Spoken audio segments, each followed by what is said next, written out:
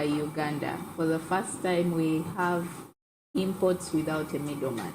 So we are looking forward to a very, very bright future when it comes to petroleum. One, we are assured of sustainability of supply.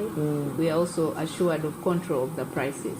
I think Ugandans have. This is the part when you're addressing a political rally and you say NRM oil. Oh, yeah. Yes. So I want to congratulate the president on this great milestone. I remember he was very passionate about it when we were passing the petroleum supply bill. Parliament. I also want to congratulate the Honorable Dr. Ruth Nakabira. He has put in relentless work to see that this comes to pass. And we are super proud that, yes, it's happening. As we look forward to next year having our first oil, this is a great step. Oh, yes, and Honorable, another amazing thing is that the ministry is putting up an e-mobility charging point just at the building, and of course, yourself and the other honorables will soon avail it to the public. So it's an exciting month for the ministry, really. So, Honorable, when you talked about petroleum, what came to mind is the issue of energy. There are people online who are asking, how would we best differentiate or look at energy versus minerals? Could you maybe speak to that? Well, energy, breaking it down in the simplest terms, is looking for the most basic words. Because my understanding of energy is energy. I mean, energy is energy in whatever sense, but I guess it comes down to any formation or usage that powers something. And minerals being minerals, you need energy to have them powered. Right? So they work simultaneously in that sense, but completely different. Thank you. So whoever asked that question, you've heard that energy enables us to do things. So, and then we need energy to process minerals, and sometimes the other way around. So that's about energy. And Honorable Minister, I would like to bring you back to the issue of health and safety in the mining sector, especially when it comes to artisanal mining. We know they use a lot of mercury. Why should we pay attention to issues of safety, issues of health while we are at this? It is government's interest to have productive. Now, as President Museveni has always preached, let us have the young people be productive. You can't have a productive nation when they are not healthy, because then sustainable development will not be able to be in place. Artisanal miners in particular, I don't want to say desperately, that sounds quite harsh, but there is a tendency of them to only mind about the economic benefits at their time of mining. How much can I get and how much will I be paid out of this? So the rush actions of getting as much as they can so that they can make more money at the cost of their lives is something that we don't encourage. We keep on advocating for them to be mindful of their health in the different mines that they work in and as they carry out different mining activities. Because, I mean, it's a process of engaging with the surface, of the surface and the nitty-gritties of what forms the earth. You are engaging with Mother Nature, and there are definitely consequences here and there. When it comes to gold in particular, we are at the verge of ensuring that there is total abolition of the use of mercury. Yes, Uganda is a signatory to the Mercury Convention, and yes, we are out there with different partners, Planet Gold and GIZ, the rest, to ensure that artisanal miners stop using mercury. On the side of the bigger investors, the ones who own the big mines and are employing our people, we are very, very, very, very, very particular about them having health and safety measures in place. I have visited some of these mines, and there is a little negligence here and there. You find them and their health guards, sometimes their health equipment the ones that are supposed to be the guards to the people, are inadequate, which is not right at all. And that should be one of the criteria marks that we are going to use to have these mines stopped until they are able to provide evidence of having health and safety measures. But I'm glad that most of them have them in place. There are some that have a little hiccups here and there, but you see, when it comes to human beings, there's nothing little, because it's life that we are talking about here, and ensuring their safety is our priority. So, Honorable, you talked about mining involving a lot of interaction with the environment. Now, away from the health and safety, the issue of environmental consciousness, environmental sustainability is really core to the Ministry of Energy and Mineral Development in general. How best do you think you could advise those miners, those investors in this sector to pay attention and use an eco approach in doing their work? For starters, as a conditionality for the ministry to license you, you have to first acquire an environmental social impact assessment from NEMA. Now, many miners have to ensure that they get that license from NEMA before they can come to us. Have you? I'm certain you have, and many other people probably come across the very big pits that are formed when mining has taken place. Yes. And just imagine if those pits are left like that. They are very hazardous, not just to the environment, but also to the lives of people. I mean, people can fall in those pits, but there's a lot of erosion that is encouraged by those pits. And before you know it, we shall have a lot of degradation that is not sustainable for the future. So yes, mining and the environment have to move hand in hand. That is why we are very, very particular about promoting responsible and sustainable mining. Honorable, I'm sorry I didn't catch the names, but someone needed further clarity on the land law and the mining law that you had referred to, surface rights versus mining license. Now, there is what we call mineral rights, and there is what we call surface rights. Surface rights, surface rights refer to the rights for you to use land, to use the land, to exploit it, or to mine on the land, whether in ownership or leased. The mineral rights are the rights to mine the minerals that are discovered in a particular area. Now, for ownership of minerals, again, for emphasis and to the Act of 2022, the Minerals Act of 2022, ownership of minerals is well stipulated there. Article 224, I quote, says, Uganda are and shall be vested in the government, notwithstanding any right of ownership of or by any person in relation to any land in, on, or under which such minerals are found. Further, in sub 2, says, for the avoidance of any doubt, the government of Uganda shall hold mineral rights on behalf of and for the benefit of the people of Uganda. Yes. And then Article 224 still,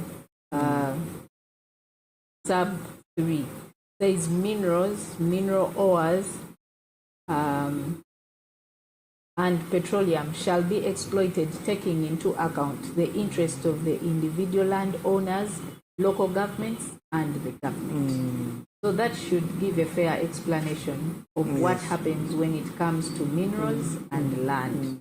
The fact that you own the land does not give you the right to mine the minerals. in the event that they are minerals that have been discovered on that land.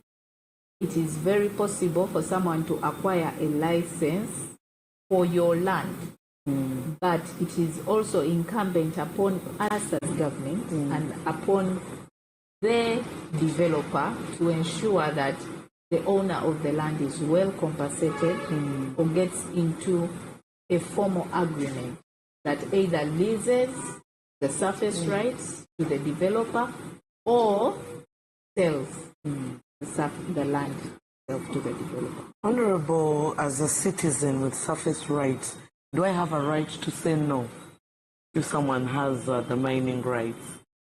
Say no to what? To relocation, for instance, maybe gold has been found beneath my house and I refuse to move. Can I refuse to move? To move away to allow from the exploitation of the minerals? Yeah. Well, the minerals don't belong to you, so you have no right on them. Whether you stay or you don't stay, government has the right to exploit. To do its activity. So I have to decide what's best for me. Okay, Honorable. So I think, colleagues, you've had, maybe it's better we negotiate when you happen to be on a place that someone has mineral rights on. Honorable, there's been a concern raised about cases of corruption in the process of people. Could you speak to that? Well, maybe it's unfair to ask you if this happens, but maybe you could just speak to the subject of corruption instances in the mining license process. As it is now, the licensing system is typically online. The process is handled online from the application to the grant of the license. Now, I don't know whether there is any point when you apply, when you check the cadastre map of Uganda, where anybody would require you to pay for what is outside of the gazetted either application or renewal fees, which we publish for everybody to know. I don't think that is possible. What would be happening would be ill intentions of someone to want to rush to acquire a license, and usually those be with dubious motives, that they think they can move back door, go and see so and so, quicken the process. For me, no, it's not going to work. It's not going to work. And I want to encourage people to stick to the system, follow the prompts online, apply, and accordingly wait for either approval or rejection. Honorable, how would you advise artisanal miners? Do they also have to follow the online process? Because maybe some of them don't have access to the technology. Artisanal miners working as we don't license them as individuals. So as long as they are under an association, the idea is that the leadership should be literate enough to take them through the process. And besides, we offer all the support that we can. We have technical staff that move with us in the field. Like currently, we have biometric registration by the ministry. So we even move with the staff during our field tours, and we have them register their biometrics. We take them through the process of licensing, what it is done, what type of license they require to get at a particular time, and they seamlessly come along. So a mobile office of sorts. Yes. Oh, that's great initiative. The mining sector is both technical and practical. Oh, yes. So, if you're a minister who is going to sit in office, you might not achieve much. Yes. Oh, that is great, Honorable. Honorable, there's been another complaint raised about the status of workers at Wagagai gold mining place in Busia. Have you heard about this? Have there been any interventions? Yes, very true. I visited Wagagai last month. The beginning of last month, while we were in Busia for the consultative meetings. We took off a day and visited Wagagai in particular to address that matter. there is a very disturbing video that made rounds on social media. A Ugandan worker on one of the mines. Their allegation is that they were caught stealing deposits, samples of gold. But the argument is that whether stealing or not, violence initiated either by a worker or by the boss is not condoned by the ministry. It is very, very sad that we got such reports for Wagagai. We've had very lengthy meetings with them on how best they can better their working conditions. Initially, I'm told they were even worse than before I went there. And I want to appeal to all investors. By the way, it is not negotiable to have Ugandans mistreated in their own country. I asked one of the Chinese bosses there whether even one Ugandan can mistreat a Chinese in China just by slap. So the fact that we are offering labor, which we are still yet to bargain for, by the way, because we offer cheap labor, they exploit it, does not mean that our people should be mistreated. And we are having follow-up meetings with Wagagai to ensure that they are promptly following all the conditions we are going to have them have in place for Ugandans to be safe and for Ugandans to be well protected while at work. Wagagai is the only incident I have received so far, but any other incident that we receive, we shall handle accordingly. Yes. Okay.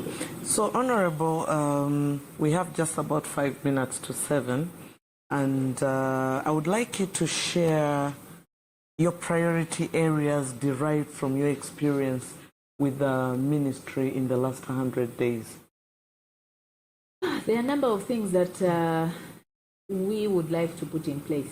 I talk of we in terms of as the sectoral minister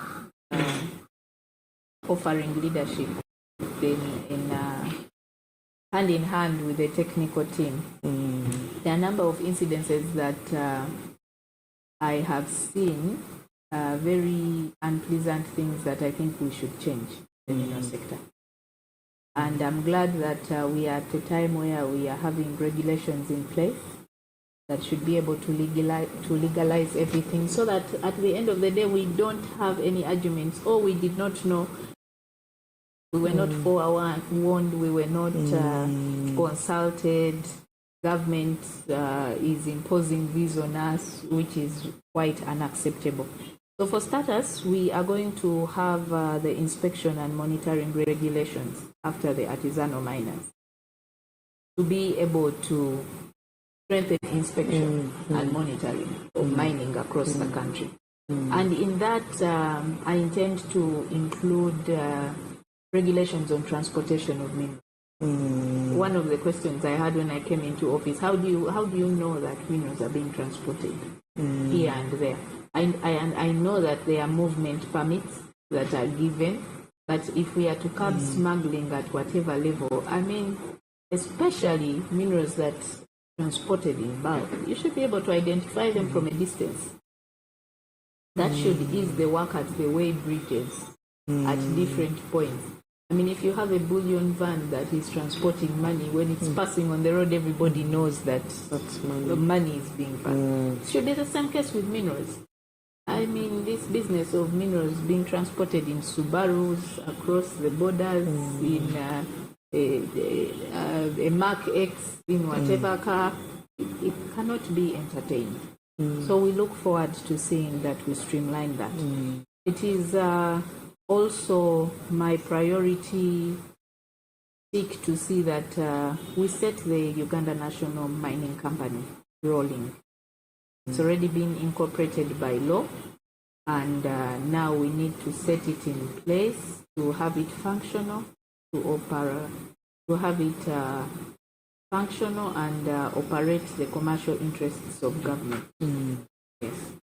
We also look forward to reviewing the licensing system to have it better, because it's online. And to be honest, the department that is in charge of licensing currently is understaffed, and there are everyday applications for different licenses. It becomes quite hard for them to adequately have all the responses in time.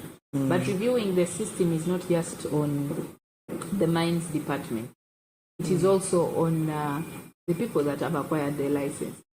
Because we are aware many people come and acquire licenses for different reasons. There are people who have acquired licenses for years and have had no work in progress at all, which we are listing down as non-compliant. We already have the process in place. We so far have about 60 licenses that are non-compliant, and we are going through them one by one. If we find your license is non-compliant, we write to you for notice. If you don't have a convincing response, we are out to cancel the license.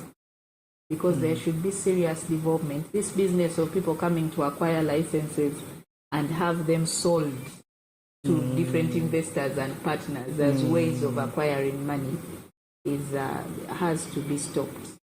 Somebody should be able to develop as soon as they get a license.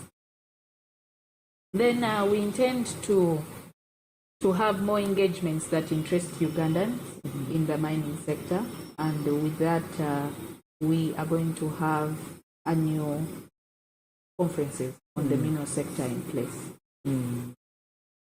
Just Uganda having a conference where we converge to discuss our mineral sector, where we at, what we should do, and where we should. We also intend to have further discussions with URA on how best we can better our tax-based plan.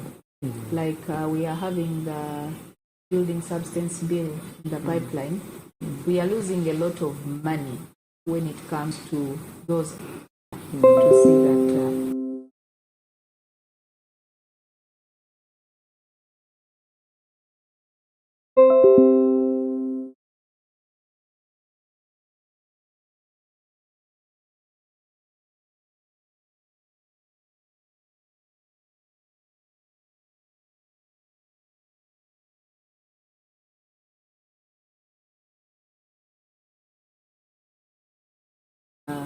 Investment in gold banking, and that with time should come with how best we can have our own reserve as a country to formalize and better the stability of the gold sector. Yes. And then we are also setting up a hotline for the ministry, because as one of the great complaints from the artisanal miners is that they have very many issues they always want to address to the leadership for immediate help. And because these are day-to-day activities, some of the issues cannot wait. And perhaps contacting the minister directly or traveling to Kampala is hard. So we need a hotline in place where we can have information that is flowing in from across the country on what is happening in the different areas. Yes. So far, that is what I have on my list. Great. Amazing 100 days, Honorable. And Honorable, it is 2 minutes past 7, so we've done well, we've caught up with time.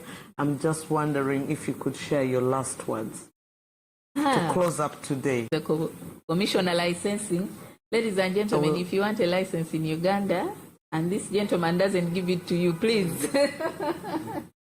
Ladies and Reporting gentlemen, to the Ministry of let's Energy. pan the camera and just show a glimpse of Honorable Eddy. So we normally prefer to hide our technical officers. And we only... Mr. Eddy is already famous. Oh, yes. Mr. Eddy is already famous. So, no, but I just intended to have him known to people to avoid the narrative that came up of corruption in the licensing. So if you have not been licensed by Mr. Eddy, then you're being crowded out there. And people have a tendency of pausing. You see, people, our offices are public. People walk in here and there and take pictures with us and go and pose. Oh, I'm close to the minister. I'll help you get a license, which is not true. The processes are formal and as transparent as possible. In this ministry, one thing that I have liked thus far is that all the information pertaining the existing resources of Uganda, we display, we account, and that is the spirit that we. Yes. So, ladies and gentlemen out there, I hope you have seen our Assistant Commissioner in charge of licensing, Vincent Eddy. Yes. Honorable Minister, you seem to have something else to say. No. I just remembered one interesting fact about me.